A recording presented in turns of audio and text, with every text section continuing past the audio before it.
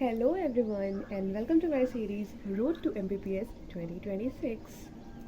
So first of all, let me introduce myself. Myself Sakshi Tripathi, a third year MBBS student in Government Medical College. So I was once a NEET aspirant too. So मैं relate कर सकती हूँ कि आप भी इस समय काफ़ी ज़्यादा डरे हुए होंगे, काफ़ी ओवरलोडेड होंगे कि आपको क्या करना चाहिए, कैसे करना चाहिए, या फिर अगर आप एक ड्रॉपर होंगे तो आपको एक प्रॉपर गाइडेंस की ज़रूरत होगी कि जो मिस्टेक्स आपने पहले किए हैं वो आप फिर से ना करें। तो मैं ये एक सीरीज़ लेके आई हूँ जो मेरे उस वर्जन के लिए है या फिर ये आप लोगों के लिए है जिसे एक प्रॉपर गाइडेंस चाहिए। So let's start episode 1, complete road map to NEET 2026। तो पहली चीज़ हम डिस्कस करेंगे स्टडी टाइमलाइन। स्टडी टाइमलाइन की अभी आपको कितने घंटे पढ़ने की ज़रूरत है।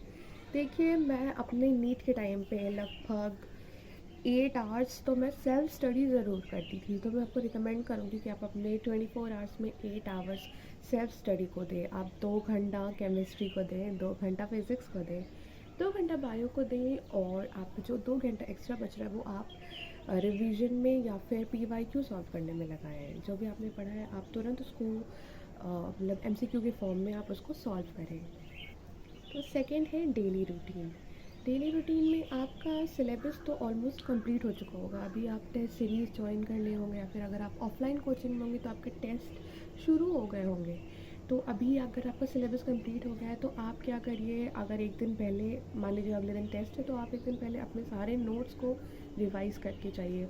और अगर कुछ ऐसे भी लोग हैं जिनका अभी तक सिलेबस नहीं कंप्लीट हुआ है तो अब वक्त आ गया है कि वो वन शॉट लेके, मतलब जो यूट्यूब पे वीडियोस होती है वन शॉट, उससे आप अपना सिलेबस जल्दी कंप्लीट करिए। और जिनका सिलेबस कंप्लीट हो गया है उनसे मैं ये कहूँगी कि आप टेस्ट देना शुरू करिए, because test is the main road और main thing in clearing NEET. मैंने भी अपने टाइम पे लाइक मेरा फेब तक सिलेबस ऑलमोस्ट कंप्लीट हो चुका था। मैंने तो ऑफलाइन कोचिंग की थी तो मेरा तो ऑलमोस्ट फेब तक सिलेबस कंप्लीट हो गया था। तो अभी हमारे कोचिंग में इस टाइम पे टेस्ट सीरीज़ शुरू हो गई थी। आप अगर ऑनलाइन पढ़ रहे हैं तो आपका ऑनलाइन भी टेस्ट सीरीज़ होता है, आप वो शुरू करिए। अगर आप ऑफलाइन कोचिंग्स में हैं तो बेस्ट है आप वहाँ जाके सारे बच्चों के सामने अगर आप टेस्ट देते हो तो आपके अंदर एक अलग ही मोटिवेशन आता है कि एक अलग ही कंपटीशन भी आता है कि आप इन सारे बच्चों से ज़्यादा मार्क्स लेके आओ। हमारे कोचिंग टाइम पे लाइक हमारा ग्रुप था तो हम कॉम्पीट करते कि कौन सबसे ज़्यादा नंबर लेके आएगा।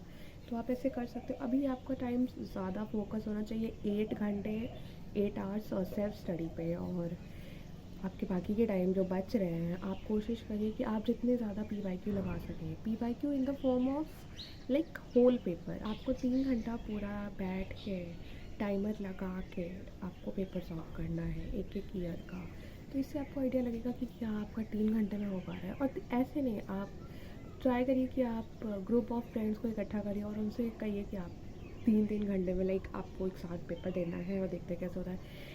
इससे क्या होता है कि आपको मतलब अकेले अगर आप दोगे तो आपको ये नहीं लगेगा कि यार और टाइम लगा लेते हैं या फिर नहीं करते हैं। अगर कई लोग साथ में दे रहे होंगे पेपर PYQ का तो आपको एक कंपटीशन और एक मोटिवेशन भी फील होगा, तो आप सारा कंप्लीट कर लोगे। मैं तो क्या करती थी लाइक एंड में तो सब हो जाता है कि मैं अपने से पढ़ूंगा, कोई भी ग्रुप ऑफ फ्रेंड्स काम नहीं आते। तो मेरे साथ भी ऐसे ही हुआ था, बट मैं आपको फिर भी एडवाइस करूँगी कि आप उनसे कहें अगर आपके पास अच्छे ग्रुप ऑफ फ्रेंड्स हो। मैं तो ऐसे ही कहीं भी अपने कोचिंग में जाके बैठ के सॉल्व करती थी, या फिर मैं अपने रूम पे आती थी तो मैं खुद ही बैठ के सॉल्व किया करती थी। तो आप अभी से प्रीवियस ईयर क्वेश्चन सॉल्व करिए, क्योंकि आपने अगर आप प्रीवियस ईयर क्वेश्चंस लगाए होंगे तो आपको पता है कि बहुत सारे क्वेश्चंस रिपीट होते हैं। थर्ड पॉइंट है कि अगर आप एक ड्रॉपर हो तो आप अपने मिस्टेक से लर्न करिए। आप देखिए कि आपने पिछली बार क्या मिस्टेक की थी जिसकी वजह से आपके साथ मतलब आपको कॉलेज नहीं मिला। तो होता क्या है कि मेन मिस्टेक जो होती है वो नीट की डे होती है। लाइक अगर आपका 5 मई को है नीट, मान लीजिए लेट्स सपोज आप वहाँ जा रहे हो, आपका सुबह का रूटीन क्या है, वहाँ जाके क्या रूटीन है, ये डिसाइड करता है कि आपका पेपर कैसा जाएगा। क्योंकि होता क्या है कि आपको वहाँ पे पीयर प्रेशर होता है, पेरेंटल प्रेशर होता है।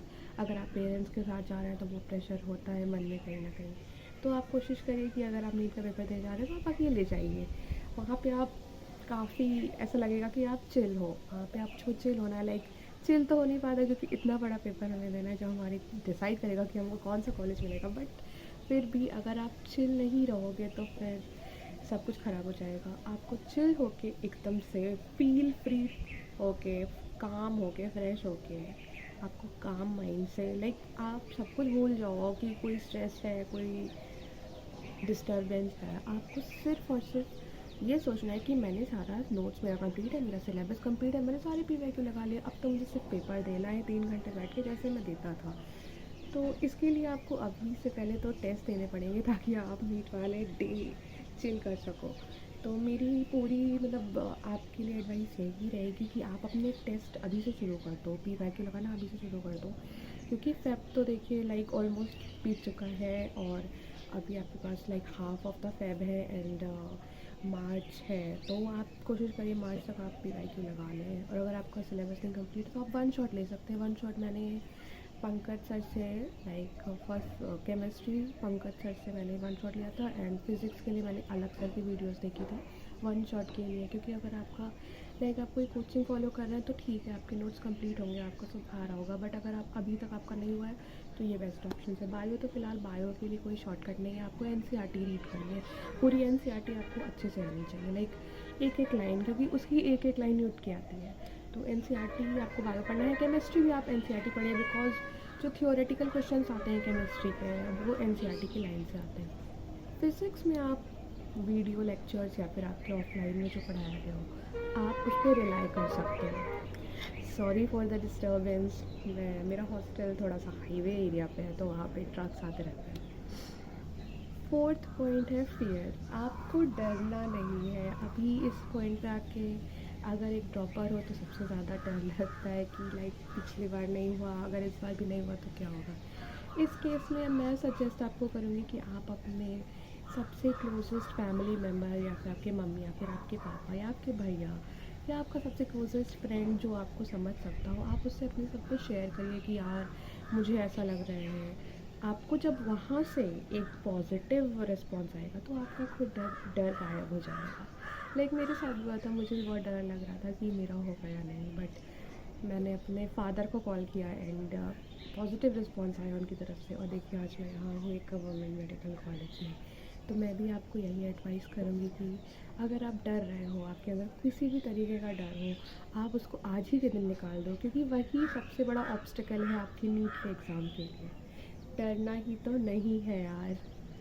कि मेरे अगले एपिसोड्स में मैं हर सब्जेक्ट वाइज आपके लिए एक वीडियो लेके आऊँगी कि आपको हर एक सब्जेक्ट में कैसे क्या क्या पढ़ना है। अभी तो अगर आप पढ़ चुके हो तो अभी भी क्या पढ़ना है बुक से या फिर क्या सॉल्व करना है, कैसे क्या स्ट्रैटेजी रहेगी इस 1.5-2 महीने के लिए। तो आगे के लिए stay tuned and best of luck.